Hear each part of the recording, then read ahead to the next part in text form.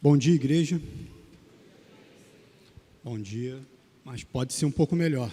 Bom dia, igreja. Bom dia. Glória a Deus.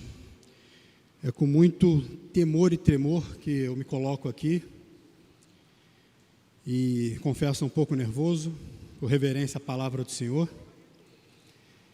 e peço que nessa manhã nós possamos deixar a nossa mente cativa de Cristo, desarmar o nosso coração e possamos desfrutar dessa porção da palavra que o Senhor nos reservou, esse maná que temos aqui nessa manhã.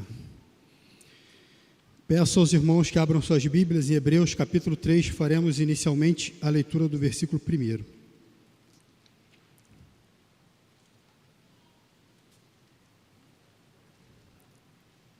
Só um minuto.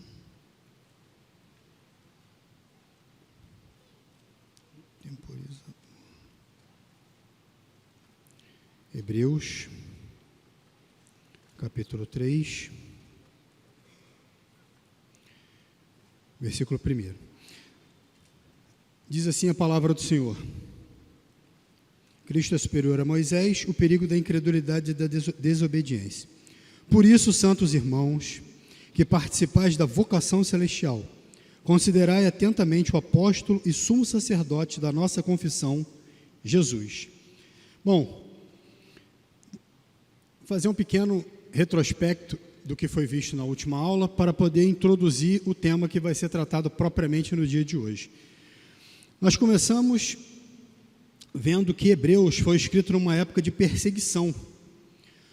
Os judeus cristãos, eles estavam sendo perseguidos tanto por Roma quanto pelos judeus. Houve uma época em que aqueles judeus que inicialmente haviam se convertido ao cristianismo, eles estavam sofrendo perseguição, e essa perseguição fez com que eles quisessem voltar para o judaísmo. Lembremos que no período em que a carta aos Hebreus foi escrita, em meados ali dos anos 60, segundo os estudiosos, Israel era dominado pelo Império Romano. O Império Romano era o maior império existente no mundo de então. Ele dominava Israel e havia uma opressão tanto do Estado romano em cima daqueles cristãos, quanto dos judeus que não se conformavam, que não aceitavam o cristianismo ter surgido como um braço do judaísmo, ter saído de dentro do judaísmo. Então havia uma dupla perseguição. E isso desmotivava aqueles cristãos a permanecerem em Cristo, a permanecerem no cristianismo. Só que, diante desse desânimo que se colocava sobre o povo de Deus, esse desânimo que assolava o povo de Deus, vem a epístola aos Hebreus. O Senhor inspira um autor que nós não sabemos exatamente quem é, e a epístola aos Hebreus é uma argumentação teológica para que eles não voltem ao judaísmo, para que eles perseverem no cristianismo. E a temática tratada na epístola aos Hebreus é que Jesus é melhor. Cristo, ele é superior. Mas a ideia é que voltar para o judaísmo depois de ter conhecido o cristianismo é voltar para as sombras. E por que voltar para as sombras? Porque todo o Antigo Testamento, que é a base da religião judaica, aponta para Cristo. Então você voltar para as sombras é pior. E como é que a gente pode entender em termos práticos o que Hebreus tenta nos passar quando diz que não devemos voltar para as sombras? Vamos pegar como exemplo uma mãe que tem um filho ou uma filha que está na faculdade, estuda à noite, enfim. E aí, por alguma circunstância, é um dia muito escuro, a mãe está preocupada, tenta ligar para esse filho ou para essa filha que estuda à noite, não consegue, o telefone provavelmente está descarregado. Essa mãe, ela começa a ficar aflita, e o que ela faz? Vai para o portão, como todas as mães fazem, vão esperar no portão, como se o portão fosse a salvação das aflições. Aí a mãe fica ali naquele portão, olhando para a esquina para ver se o filho chega. mas está uma noite muito escura, ela não consegue discernir direito, mas ela olha, até que vem naquelas sombras uma figura, e aquela mãe pensa aflita, será que é meu filho? Bom, não estou vendo direito, mas anda mais ou menos como meu filho anda, o formato da mochila parece a mochila do meu filho, e aquele filho vai se aproximando, mas fala, é meu filho realmente, ufa, graças a Deus, está bem. O filho entra em casa, abraça a mãe, se senta à mesa, a mãe serve um jantar maravilhoso, as luzes estão acesas, o filho está ali, na casa. E aí, de repente, essa mãe se levanta e vai para o portão e começa a olhar para a esquina, para ver se o filho chega. Não faz sentido. Não faz sentido essa mãe procurar nas sombras aquele que já está na casa. Da mesma forma, Hebreus nos mostra isso, não faz sentido procurar nas sombras aquele que já foi revelado, Cristo já havia sido revelado. É essa mensagem que Hebreu quer trazer para a gente. Cristo, ele é superior. E aí Hebreus, ele faz uma construção como se fosse um edifício. Um edifício onde em cada um dos andares desse edifício é apresentado um argumento que demonstra a superioridade de Cristo em relação a tudo aquilo que é apresentado no judaísmo. Cristo, ele é superior aos profetas, ele é superior aos anjos, ele é superior a Moisés, ele é superior a Josué, ele é superior a Abraão. Ele é superior. Cristo é superior. Essa é a tese central que Hebreus define. E na semana passada nós vimos a superioridade de Cristo em relação aos anjos. E agora, nesse capítulo, a partir do capítulo 3, nós veremos a superioridade de Cristo em relação a Moisés. Como nós lemos esse versículo primeiro, disse que santos irmãos que participaram da vocação celestial. Lá na apostila, na segunda página, onde está assim, a santificação decorre da comunhão com Jesus. E aí isso fica evidente desde o início do capítulo 3, que se inicia com a afirmação santos irmãos, fazendo menção à expressão de Hebreus, capítulo 2, versículo 11.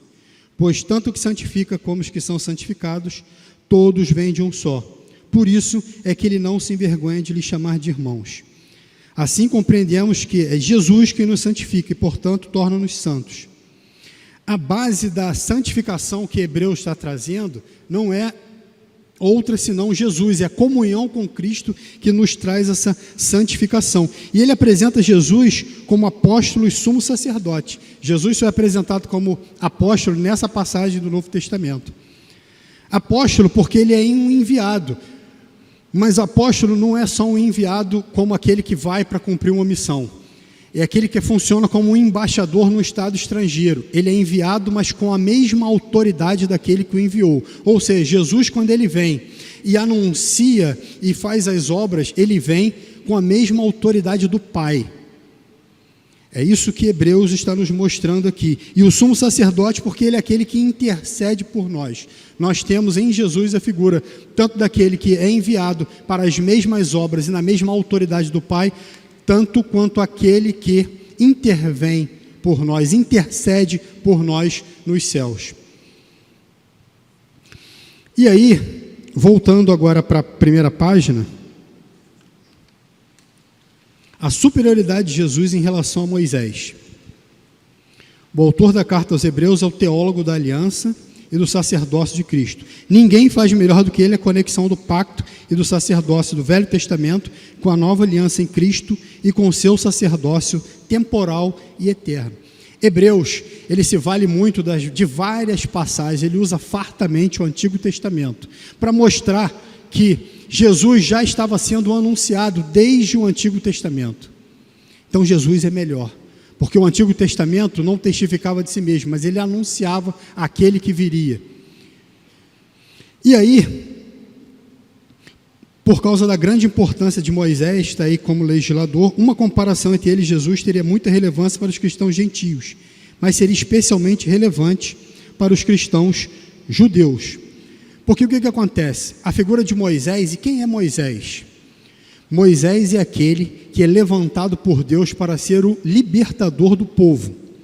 O povo, havia sido escravizado no Egito.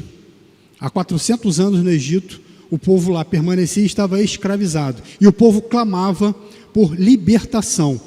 E Deus envia Moisés, que é aquele que liberta o povo com mão forte, tirando o povo do Egito. E são várias as passagens emblemáticas que o Antigo Testamento aponta da obra que Moisés fez em nome de Deus. Moisés é aquele que abre o Mar Vermelho e o povo passa como em terra seca. Moisés é aquele que providencia que durante a peregrinação do povo no deserto não falte o alimento, não falte água. Moisés foi um grande administrador de Deus, cuidando do povo, mas Moisés não era a figura central em si, mas a obra que Moisés fazia apontava para aquele que viria. Como eu coloquei na apostila, o terceiro parágrafo, lá na primeira página. O antigo povo de Deus tinha uma base religiosa muito sólida e arraigada, uma base muito firme, consolidada, firmada em Moisés. O judeu, até hoje, ele considera Moisés o grande nome, porque Moisés foi aquele que entregou ao povo a lei, a Torá, a legislação. Então, o grande nome do judaísmo é Moisés.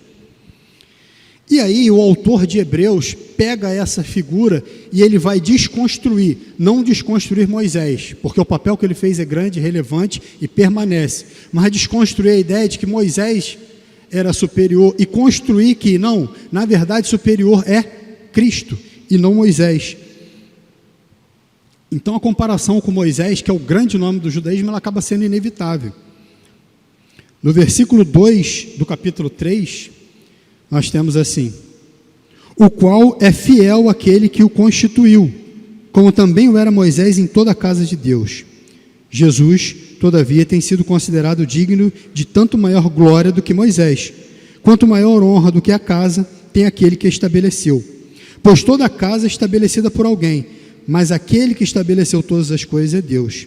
E Moisés era fiel em toda a casa de Deus, como servo para testemunhas das coisas que haviam de ser anunciadas. Cristo, porém, como filho em sua casa, a qual casa somos nós, se guardarmos firme até o fim a ousadia e a exultação da esperança. E aqui está falando, Moisés ele era fiel na casa, mas ele era servo das coisas de Deus. Cristo é o Filho de Deus. É como se nós tomássemos como referência uma casa hoje, em que você tem a figura daquele servo fiel, comprometido, que cuida das coisas do seu dono. Mas você tem na casa a figura do filho, que é o herdeiro do dono. E o filho é superior ao servo. Assim como Jesus é superior a Moisés. É essa a construção. E o livro de Hebreus ele demonstra essa superioridade. Na página 2 tem um quadro comparativo. E quando ele fala ali, só uma observação, da casa, pois toda casa é estabelecida por alguém, no 4, essa casa, ela dá a ideia de povo, de família, ou seja, o povo de Deus, a família de Deus, é essa a ideia que ele quer demonstrar. E aí na página 2, tem um quadro comparativo entre Moisés e Jesus, onde Moisés é o administrador da casa de Deus, mas Jesus é o edificador. Moisés foi servo, enquanto Jesus é o filho, como eu falei, ele é o herdeiro. Moisés teve uma missão terrena, ele era o libertador do povo nesta terra. O povo que estava escravizado foi libertado fisicamente. Jesus tem uma missão celestial, porque ele é o Salvador. A mensagem que Moisés trazia ela era transitória. Por que ela é transitória? Porque ela apontava para aquele que viria. Mas a mensagem que Jesus traz, ela é eterna. A salvação é eterna.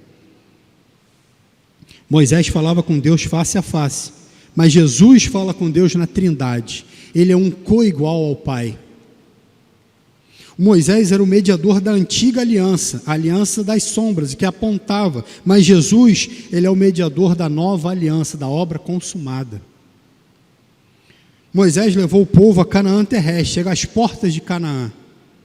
Mas Jesus leva os remidos a Canaã celestial. Através de Jesus nós podemos adentrar aos céus. Moisés nunca foi sacerdote. O sacerdote era Arão. Jesus é o sumo sacerdote dos bens futuros. Moisés dependia do sacerdócio arônico, como eu falei. Jesus, ele independe do sacerdócio alheio. O sacerdócio de Cristo, ele é suficiente em si mesmo. Moisés morreu e foi sepultado e não se sabe o local. Jesus morreu e ressuscitou ao terceiro dia. A obra de Jesus é superior à de Moisés. E aí, lá na página 3, nós temos assim: nos versículos de 7 a 11 do capítulo 3, temos a descrição da incredulidade do povo, que foi libertado do Egito, sustentado no deserto, mas que murmurou contra Deus, praticou imoralidade e não seguiu a lei. Vamos fazer a leitura rapidamente, porque é relevante. Capítulo 3, a partir do versículo 7. Se os irmãos estiverem notando alguma diferença, a minha versão é Almeida Revista Atualizada. Então pode ser que quem tiver uma versão diferente tenha alguma diferença em alguns termos, mas a mensagem é a mesma. Diz assim a partir do versículo 7. Assim, pois, como diz o Espírito Santo, hoje, se ouvirdes a sua voz, não endureçais o vosso coração, como foi na provocação no dia da tentação no deserto, onde os vossos pais me tentaram, pondo-me à prova, e viram as minhas obras por 40 anos. Por isso me indignei contra essa geração e disse: estes sempre erram no coração. Eles também não conheceram os meus caminhos. Assim jurei na minha ira, não entrarão no meu descanso. Aqui, o povo ele está peregrinando no deserto. Por causa da incredulidade, o povo não entrou na terra prometida. Eu vou tratar disso um pouquinho mais à frente. Mas durante aquela peregrinação, por 40 anos, em que o povo ficou no deserto, antes de entrar na Canaã, na terra prometida, o povo virou as costas para Deus. A verdade é que o povo virou as costas para Deus. O povo era incrédulo, o povo não amava e adorava a Deus, não seguia as ordenanças de Deus. Fazia para si bezerros de ouro, seguia os desejos do próprio coração. O povo foi ingrato com relação a tudo que Deus fez. E endureceu o coração, ou seja, o povo não ouvia a voz de Deus. E por que eu digo que o povo foi ingrato? Porque durante 40 anos em que aquele povo estava peregrinando no deserto, o povo tinha maná, pão do céu, quer dizer, não passava fome. O Senhor provia o sustento. O povo tinha água, o Senhor provia. A roupa não envelhecia no corpo, o sapato não se acabava nos pés, ou seja, Deus providenciava tudo para aquele povo. Coluna de fogo para evitar o frio, uma nuvem para impedir que o calor assolasse aquele povo. O Senhor sustentou aquele povo durante 40 anos, e ainda assim o povo era incapaz de ver tudo aquilo que Deus havia feito. É um povo ingrato, virou as costas para Deus, o coração endurecido, é que o povo não ouvia mais a voz de Deus. É isso que a carta aos Hebreus está chamando a atenção a partir desse versículo 7. Ei, não sejam vocês como foi aquele povo que virou as costas para Deus. Essa carta, ela data do primeiro século, meado do primeiro século ali. O Espírito Santo inspira um autor para escrever, chamando a atenção daquele povo. Assim como no deserto, eles foram incrédulos e viraram as costas para Deus, não façam vocês a mesma coisa. Só que essa mensagem ela é extremamente atual. Extremamente atual. Por quê? Se eu fosse perguntar para os irmãos aqui, nós somos diferentes hoje? Não precisa levantar a mão não. Só respondam para si mesmos. Nós somos diferentes hoje? Aí alguém pode pensar, irmão, somos diferentes sim. Eu vou na igreja, eu dou o dízimo, eu dou glória a Deus. Sou igual aquele povo ingrato do deserto? Não, sou não. E aí a pergunta que se coloca é, será que nós somos tão diferentes assim? Como era aquele povo? Será? Vou fazer um exercício a título de absurdo para poder fixar a imagem, para que nós possamos entender. Bom, aquele povo, ele se acostumou com o sagrado. O que eu quero dizer com isso? Todo dia aquele povo via milagre. Todo dia tinha maná, tinha água, todo dia. Então o povo se acostumou a ver os milagres. E aí, o povo perdeu aquela sensação de alumbramento. E o que é o alumbramento? Aquele espanto, aquele deslumbre diante da presença de Deus. O povo deixou de ficar espantado na maravilhosa presença de Deus, se acostumou. E hoje, pensemos o seguinte: imagina que agora nós estamos aqui, estou falando aqui, blá, blá, blá, blá, de repente, todo mundo olha para trás, e o Espírito Santo começa a adentrar por aquela porta. Eu imagino que todo mundo vai ficar espantado, é o Espírito Santo que está entrando por aquela porta. E aí o Espírito Santo vem se encaminhando, se encaminhando, se encaminhando, chega aqui, ele fala: Rogério, desce. Já falou demais, agora digo eu. Aí eu, claro, dizer: sim senhor, né? E desço. O Espírito Santo chega aqui e fala assim: durante 40 anos eu sustentei aquele povo no deserto. O meu servo Moisés foi fiel em todo o período dos 40 anos. Só que ao final, Moisés não entrou na terra prometida. Apesar de ter sido um servo fiel, ele não entrou. Vocês não têm guardado a minha palavra, então, por 40 anos, eu não vou atender nenhum pedido de oração da Igreja Cristã Nova Vida de Nova Iguaçu. Só vou vir aqui para receber a adoração. Vocês vão orar, eu vou ouvir, mas não vou atender. Vocês vão pedir porta de emprego, porque elas se abram, não vou abrir. Vocês vão pedir cura, não vou curar. Vocês vão fazer inúmeros pedidos e o Espírito Santo diz: não vou atender nenhum. Agora, se vierem para me adorar em espírito e em verdade, eu virei nessa igreja e receberei a adoração. Durante 40 anos. É o que eu tenho a dizer. E de repente o Espírito Santo... A primeira pergunta que eu faria, claro, passado o assombro de estarmos diante do Espírito Santo materializado, uma primeira pergunta que se coloca é: já que o Espírito Santo vai ficar 40 anos sem atender nenhum pedido de oração, será que vai ter alguém aqui amanhã de manhã no culto do Bispo Rubem? Vou facilitar, de repente o pessoal vem porque está espantado, está de choque. Daqui a um mês, será que as pessoas continuarão retornando a essa igreja só para adorar, sem pedir nada? Facilitar. Daqui a 5 anos, vai ter algum membro ainda na igreja vindo só para adorar? Não precisa responder para mim não. Pensem em vocês mesmos. Então, uma questão que se coloca é, nos dias de hoje, assim como aconteceu com aquele povo no deserto, que a carta aos Hebreus chama atenção, e acontece hoje, quem é que nós queremos? Ou o que nós queremos? As bênçãos de Deus, ou nós buscamos o Deus das bênçãos? Em outras palavras, quem é Cristo na sua vida? Quem é Cristo na minha vida? Quem é Cristo nas nossas vidas? Nós o adoramos em espírito e em verdade pelo que Ele é, ou nós só queremos as bênçãos fáceis que Deus nos proporciona? O que a gente está buscando quando a gente vem à igreja?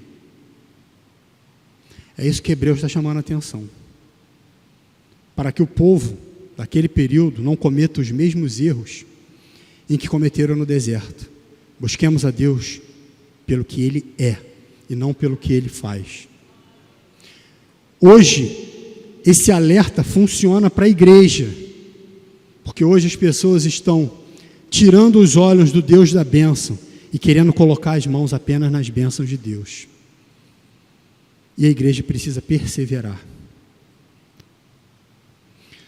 Os versículos de 12 a 17 é a continuação desse alerta, em que até foi feita a introdução da leitura pelo pastor. Tende cuidado, irmãos, que jamais aconteça bem qualquer de vós perverso coração de incredulidade que vos afaste do Deus vivo. Pelo contrário, exortai-vos mutuamente cada dia, durante o tempo que se chama hoje, a fim de que nenhum de vós seja endurecido pelo engano do pecado. Nós temos que buscar a Deus, nós buscarmos, mas também um exortando ao outro, e isso é na igreja, a igreja tendo esse papel de exortação, um irmão incentivando o outro, um irmão fortalecendo o outro, porque às vezes você está fraco na fé, e vem o seu irmão e te fortalece, e a gente caminha junto em direção a Cristo Jesus. Isso é igreja.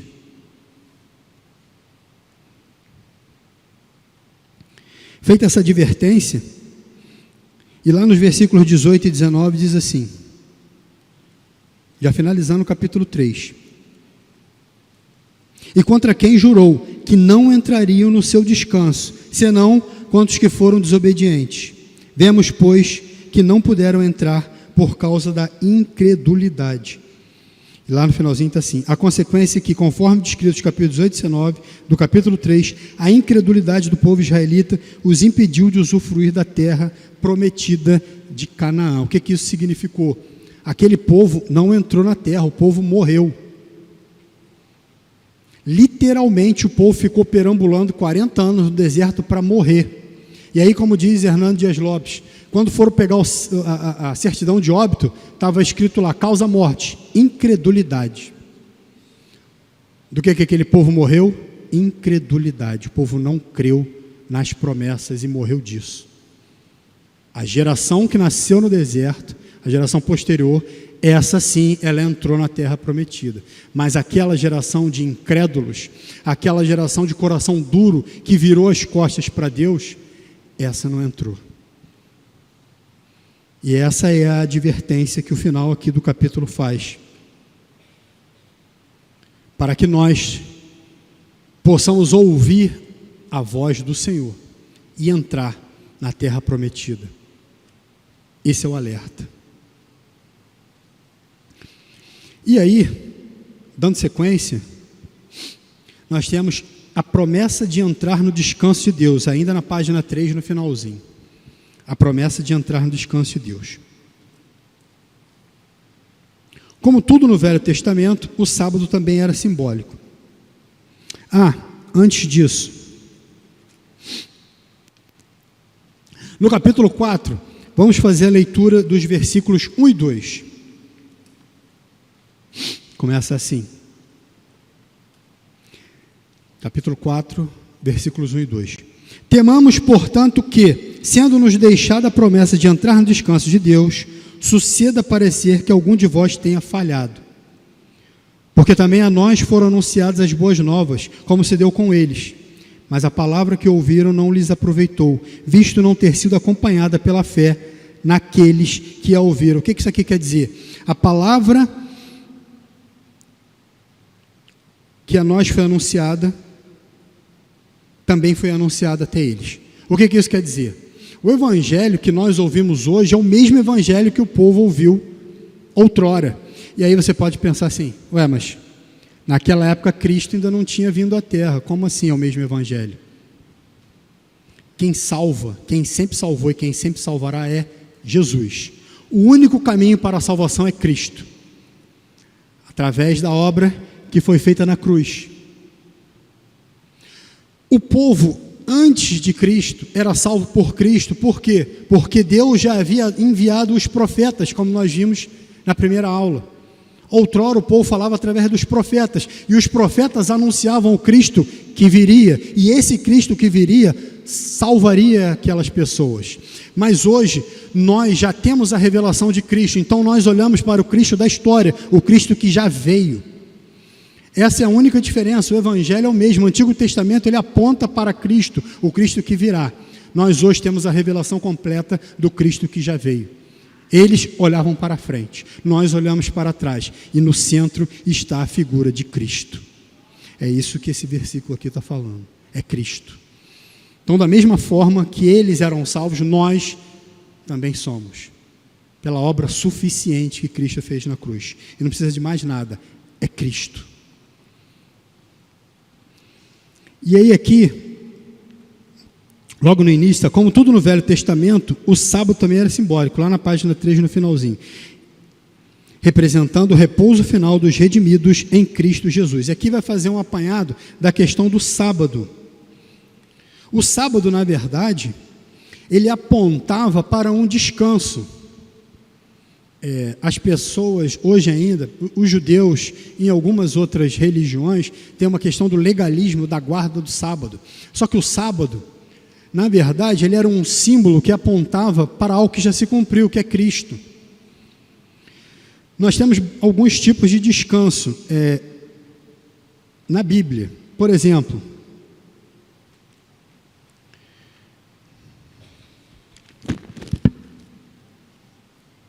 na criação, o descanso do sétimo dia. Deus criou o mundo em 6 dias e descansou no sétimo. Isso é um descanso tipológico. Por quê? Deus não se cansa, porque Deus precisaria descansar.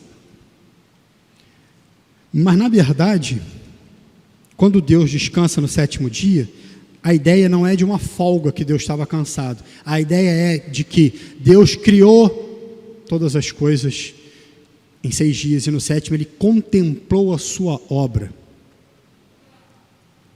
Isaías, no capítulo 40, versículo 28, ele fala que Deus não se cansa. E até o próprio Cristo no Novo Testamento ele fala: o meu Pai trabalha até hoje, e eu também trabalho. Então, se Deus trabalha até hoje, é porque Deus trabalhou e continua trabalhando. Então, esse descanso da criação era um descanso de contemplar, de vislumbrar a obra criada por Deus, e a obra era boa, como a Bíblia nos fala. Mas o sábado também dá a ideia de um outro descanso, que foi o descanso experimentado pelo povo quando entrou na terra prometida.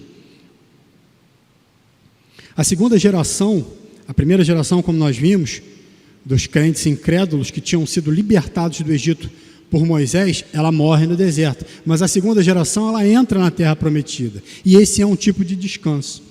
Só que esse descanso, ele é um símbolo de um descanso terreno que aponta para um descanso futuro.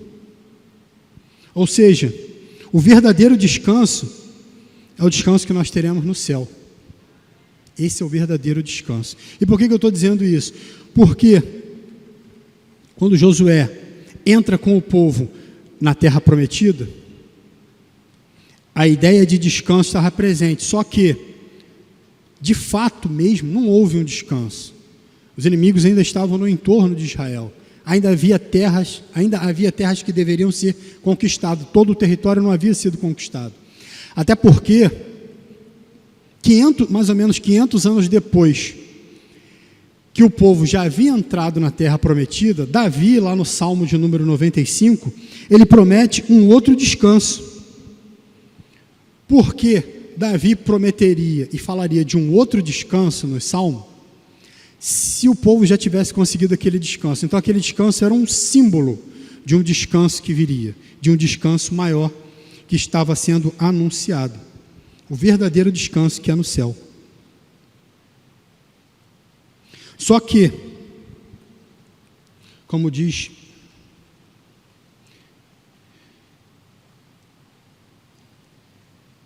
esse descanso anunciado por Josué e cumprido em Josué, Josué é uma figura emblemática também.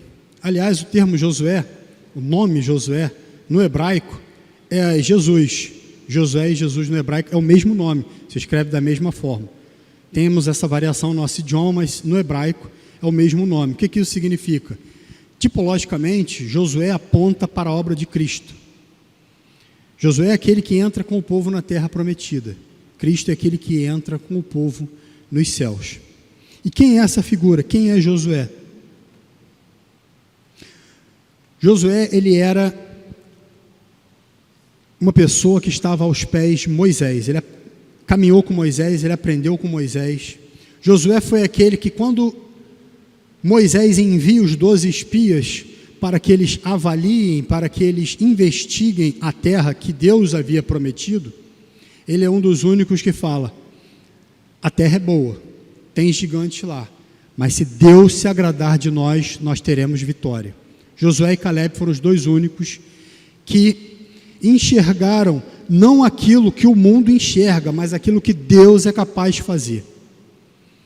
E por causa disso, de toda aquela geração que morre no deserto, apenas Josué e Caleb são os que entram na terra prometida. Então Josué é aquela figura que substitui Moisés, porque Moisés vai apenas até a porta da terra prometida, mas Moisés morre. Moisés não entra na terra. Josué assume o comando do povo e, revestido de autoridade dada por Deus, ele entra na terra.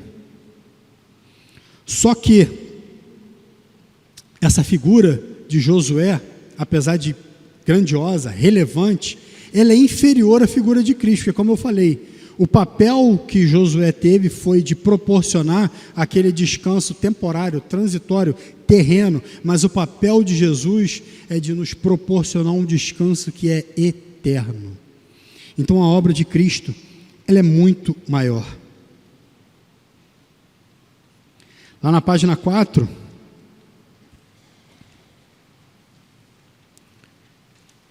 lá no último parágrafo, nós já falamos anterior, lá no último parágrafo diz assim: se Josué tivesse conseguido fazer com que entrasse naquele descanso, tal continuação da promessa não poderia ter sido feita.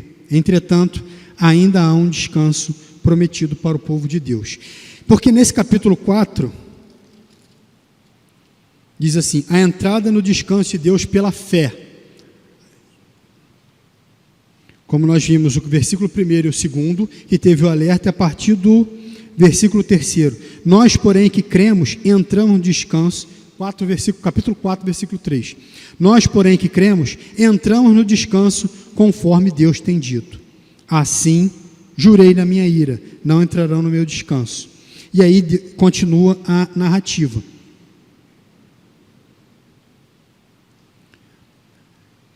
A incredulidade do povo impediu com que eles entrassem no descanso, a primeira geração. A segunda entra num descanso transitório.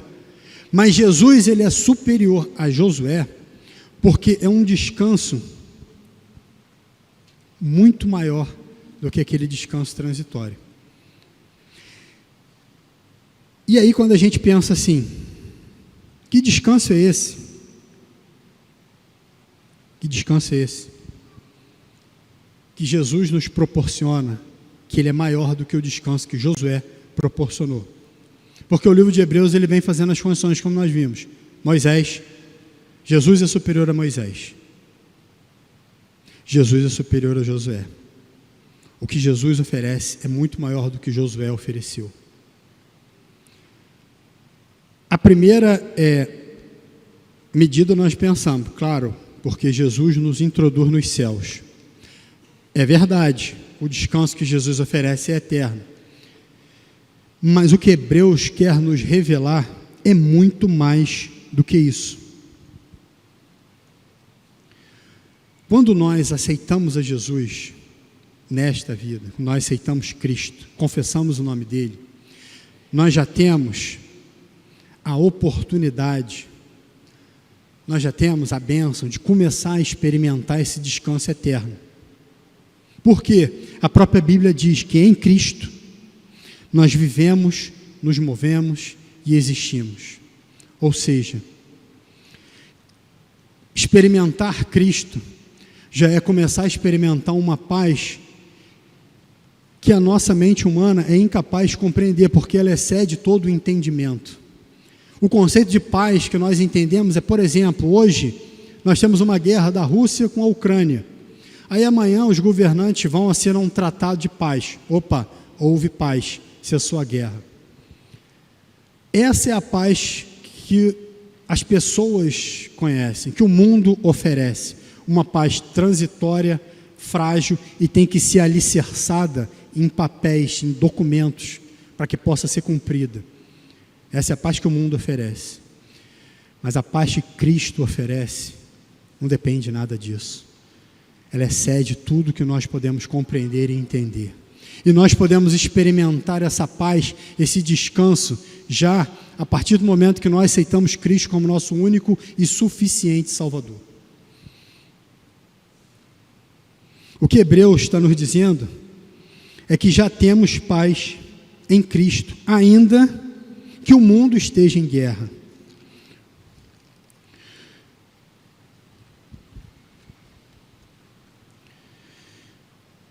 Porque nós podemos pensar assim, realmente, a história do povo entrando na terra prometida com Josué é uma história muito bonita. Quando a gente lê o livro de Josué e vê a conquista da terra, a entrada na terra, é muito bacana, é o tipo de coisa que dá um conforto em que a gente vê a promessa se cumprindo. Mas essa história, ela é muito menor do que a história que nós estamos vivendo hoje, que a igreja vive hoje com Cristo, que é aquele que nos liberta da escravidão. Não é aquela escravidão como havia no Egito, mas a escravidão do pecado. Jesus é aquele que pode nos libertar da escravidão do pecado. Aliás, ele é o único.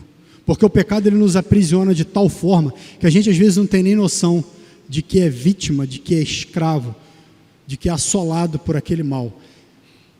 Os vícios, que é uma coisa que nos aprisiona muito hoje em dia, WhatsApp. Se a gente for colocar no papel, quanto tempo a gente perde por semana só no Zap, dá para ler a Bíblia inteira em um ano. Todo o tempo que eu fico no Zap, eu vou dedicar à leitura da Bíblia. Em um ano você leu a Bíblia inteira. Só que o WhatsApp ele nos aprisiona. É uma forma sutil do pecado que está nos aprisionando. Quer ver uma outra coisa? Você vai começar a trabalhar. E aí o que você faz? Vou dar uma olhadinha nas minhas redes sociais antes de começar a trabalhar. Vou ver meu Instagram, vou ver meu Facebook, vou ver minhas redes, aí tu fica lá. 40 minutos se passaram e tu está lá. O pecado está te aprisionando. Porque a gente pensa nas formas tradicionais de aprisionamento pelo pecado. O jogo, a prostituição, o adultério, o roubo, o homicídio. Tudo é pecado, Só que o inimigo das nossas almas, ele vai se aperfeiçoando, se sofisticando e implementando formas de aprisionar o povo de Deus, de que o povo nem percebe que está sendo aprisionado. Então o inimigo ele vai criando redes e vai prendendo o povo. Sabe como aquela rede que você joga, não sei se, acho que é rede tarrafa o nome, não sou pescador, mas aquela que até o peixe pequenininho você pega, não tem aqueles espaços maiores que o filhotinho passa. Essa rede até ela é proibida pela fiscalização ambiental. Por quê? Nem o peixe pequeno ele se salva. Pega tudo. É isso que o diabo está fazendo com as nossas almas. Ele joga uma rede dessa em que ninguém salva. Pega todo mundo. Ele não vai colocar um pecado que seja evidente, escrito assim, pecado. Não. Ele vai usar de forma sutil para te aprisionar. E a gente vai se deixando levar. Mas Cristo é aquele que tem poder para nos libertar de todas as amarras do maligno e nos introduzir verdadeiramente na terra prometida. Só que tem uma questão que Hebreus trata, que ele é muito presente nos dias de hoje, e talvez a gente nem perceba. É porque a palavra diz que houve uma incredulidade do povo naquele tempo. O povo que morreu no deserto, havia uma incredulidade por parte daquele povo. Mas essa incredulidade, ela subsiste ainda hoje, dentro da igreja, dentro do povo de Deus. E por que eu estou dizendo isso?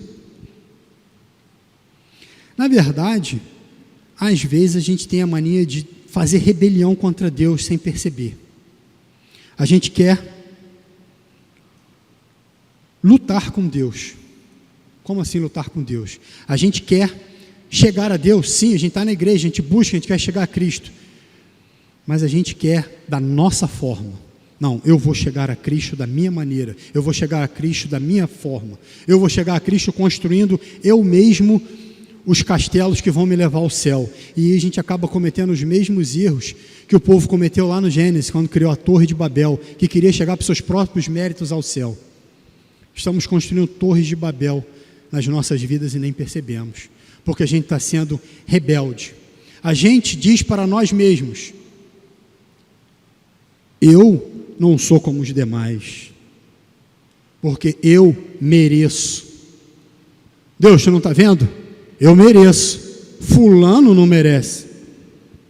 Nós criamos dentro de nós essas figuras de que nós merecemos mais do que os outros, nós somos melhores do que os outros, como os fariseus faziam na época de Jesus. Obrigado, Senhor, porque eu não sou como os demais. Estamos criando essa rebelião dentro do nosso coração e nem percebemos essa rebeldia. E aí vem o livro de Hebreus e nos mostra que não adianta a gente ter essa rebeldia, pensar assim: eu mereço. Merece mesmo, vamos ser sinceros, a gente não merece nada, a gente não merece. Aí de repente você está pensando aí, você não está falando, mas você está olhando para mim aí, me fuzilando aí no banco, pensando: que é isso, irmão, tu não me conhece, eu mereço sim. Então tá bom, você está pensando isso, vamos fazer o seguinte: se fosse passar nesse telão aqui, esse telão aqui, vai passar tudo o que você fez quando ninguém estava vendo nos últimos 5 dias. Será que você ia ter vergonha do que ia aparecer ali? Ninguém está vendo, eu estou fazendo. Você ia ter vergonha? Vamos melhorar o exemplo, porque a gente não peca só por atitude, mas por pensamentos. Se passasse nesse telão aqui todas as imagens daquilo que vocês pensaram nos últimos 5 dias, aqueles pensamentos, sabe? Passando aqui. Será que a pessoa que está sentada do teu lado, ela vai permanecer ou ela vai se levantar? E eu não fico do lado desse cara, não. E aí eu pergunto de novo: nós merecemos alguma coisa? Nós somos justos diante de Deus? Porque a palavra diz aqui em Hebreus que Deus tem uma espada afiada de 2 gumes que ela divide até os pensamentos. Nada está oculto aos olhos de Deus, nada. Então aquilo que você faz quando ninguém está vendo, sabe? Tem ninguém, você está sozinho em casa, você vai beber água, bebe na garrafa. Aí chega a visita, a mesma água tu serve no copo. Deus está vendo. Vocês giram, vocês fazem isso, né? Isso é só um pequeno exemplo das coisas em que nós fazemos e nem percebemos e achamos que somos merecedores de alguma coisa. Não somos, não. Só Deus é quem nos justifica. Só Cristo é aquele que nos salva. Em nós mesmos não há merecimento. Só Cristo. Cristo, Cristo, Cristo. Hebreus, na verdade, o que ele está mostrando é que como em nós não há justiça, como em nós não há merecimento, o descanso eterno não é um lugar onde você chega pela força do teu braço. O descanso é um lugar onde Cristo te leva pela obra que Ele fez na cruz. Então nós devemos nos apegar à poderosa mão de Deus e confiar, e parar de lutar e encontrar em nós mesmos justificativa. A gente não deve lutar com Deus. É negar a si mesmo e se entregar àquele que morreu por nós na cruz, mas ao 3º dia Ele ressuscitou e hoje intercede junto ao Pai nos céus. Esse é o verdadeiro Cristo, é essa a mensagem. E para terminar, porque o meu tempo está se esgotando, eu queria ler junto com a igreja o capítulo 4, lá os versículos de 14 a 16. Para finalizar, todos juntos? Vou fazer a leitura, acompanhamos todos juntos. O título é assim: Jesus, o sumo sacerdote que se compadece de nós. Tendo, pois, a Jesus, o Filho de Deus, como grande sumo sacerdote que penetrou os céus, conservemos firmes a nossa confissão. Porque não temos sumo sacerdote que não possa compadecer-se das nossas fraquezas. Antes, foi ele tentado em todas as coisas à nossa semelhança, mas sem pecado. Acheguemo-nos, portanto, confiadamente junto ao trono da graça, a fim de recebermos misericórdia e acharmos graça para socorro em ocasião oportuna. O que aqui, esse finalzinho, é a exortação que o autor de Hebreus está fazendo? Tendo, pois, Jesus é Filho de Deus como grande sumo sacerdote que penetrou os céus. O sumo sacerdote, e isso vai ser melhor tratado em aulas posteriores, é aquele que uma vez por ano entrava no Santo dos Santos para justificar os pecados do povo. Só que ele, assim como todos nós, ele também tinha pecados, então ele tinha que sacrificar em nome próprio, para depois poder sacrificar pelo povo. Uma vez por ano, no dia da expiação, ele entrava no Santo dos Santos. Jesus, como nosso grande sumo sacerdote, ele entrou nos céus. Morto, ressurreto ao terceiro dia, hoje ele está assunto nos céus. E Jesus não precisa sacrificar por si mesmo, porque Jesus é Deus e ele não tem pecados. Mas ele intercede diretamente como grande sumo sacerdote por todos nós. Então a obra de Cristo é muito superior à do sumo sacerdote. Ele é o nosso grande sumo sacerdote. E no versículo 15, quando fala, porque não temos sumo sacerdote que não possa compadecer-se das nossas fraquezas, aqui está dizendo que Jesus, tendo assumido a dimensão humana, tendo estado aqui, andado por essa terra, caminhado, ele experimentou todas as coisas que nós experimentamos. As dores que nós temos, Jesus teve. Você já parou para pensar em algum momento que Jesus teve dor de dente? A gente não para pensar nessas coisas. Jesus tropeçou, estava andando, deu um tropeção? Jesus pode ter escorregado e caído? Coisas simples que nós humanos passamos, que Jesus passou, sendo Deus, mas também sendo homem, passou por essas coisas, experimentou, e muito mais. Jesus foi traído, Jesus foi humilhado, foi execrado, foi negado. Então, quando nós temos as nossas dores e as nossas aflições, quando nós somos excluídos de determinados grupos, nós somos rejeitados, nós somos humilhados, nós somos decepcionados, as pessoas nos magoam, nos machucam, e nós vamos a Cristo. Ele sabe, porque ele passou por isso. Ele não tem um conhecimento de um Deus onisciente que sabe todas as coisas, mas ele viveu e experimentou a exata dimensão da dor e do sofrimento humano. Então, quando nós nos achegamos a Cristo com as nossas dores e os nossos sofrimentos, ele repousa a mão dele sobre a nossa cabeça e fala: meu filho, eu sei o que você está passando, porque eu também passei por isso. Jesus, ele entende a nossa dor. E é maravilhoso você ter um sumo sacerdote que intercede por você, que sabe exatamente o que você está passando. Porque a dor maior que existe no mundo é a dor que a gente experimenta. Só nós sabemos. Mas a boa notícia é que Cristo também sabe. E isso é maravilhoso. E para finalizar, quer dizer, eu estou finalizando já há muito tempo, né? Mas para finalizar, quando diz lá no 16, acheguemo-nos, portanto, confiadamente junto ao trono da graça, a fim de recebermos misericórdia e acharmos graça para socorro em ocasião oportuna. Essa ideia é porque a ideia que nós temos de trono no Antigo Testamento é uma ideia que dá medo. O trono era aquela figura que representava o rei, que representava a majestade terrena. Você não podia chegar de qualquer forma diante de um trono, diante de um rei.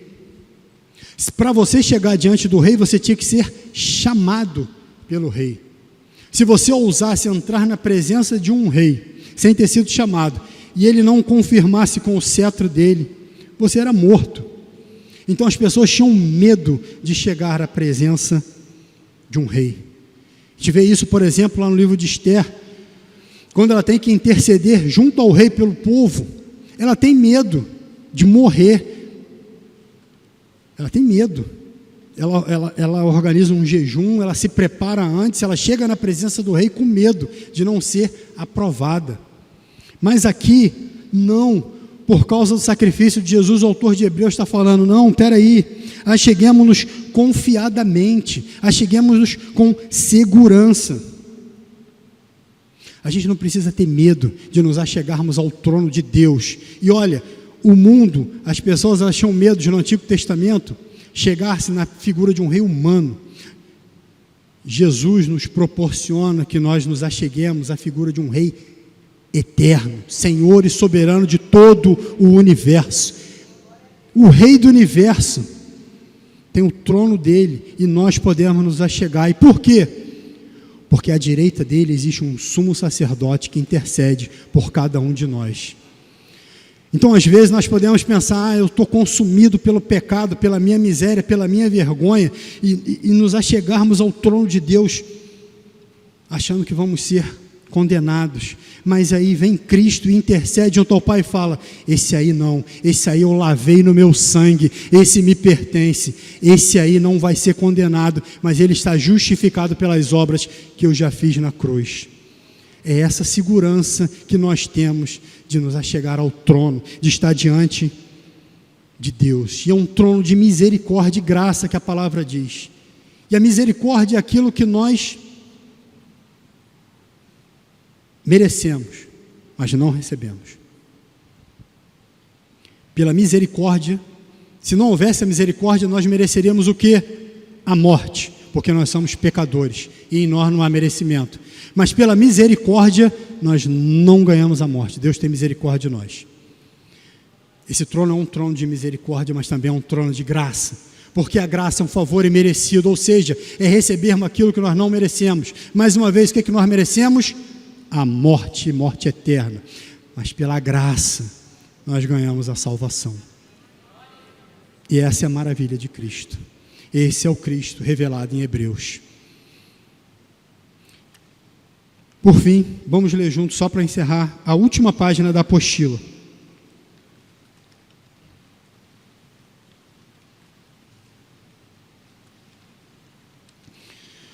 Porque assim como aquele povo, na época em que a carta aos Hebreus foi entregue, aquele povo padecia de sofrimentos e perseguições, nós, a Igreja de Cristo, hoje também sofremos. A igreja talvez hoje ainda não seja perseguida como naquele tempo, mas as coisas têm evoluído por uma perseguição maior. Nós ainda enfrentamos dores e sofrimentos. Então, eu queria terminar com esse texto, 2 Coríntios, capítulo 4, de versículos 15 a 18, para que assim como Hebreus exortou o povo a perseverar em Cristo e não voltar para as sombras, que era o judaísmo, ainda hoje nós devemos perseverar. E diz assim a palavra de Deus: tudo isso é para o bem de vocês, para que a graça que está alcançando um número cada vez maior de pessoas faça que transborde as ações de graças para a glória de Deus. Por isso não desanimamos. Embora exteriormente estejamos a desgastar-nos, interiormente estamos sendo renovados dia após dia, pois os nossos sofrimentos leves e momentâneos estão produzindo para nós uma glória eterna, que pesa mais do que qualquer sofrimento. Assim, fixamos os olhos não naquilo que se vê, mas no que não se vê. Pois o que se vê é transitório, é passageiro. Mas o que não se vê é eterno. Cristo é superior. Amém? Glória a Deus. Essa era a mensagem. Recebam em nome de Jesus. Obrigado.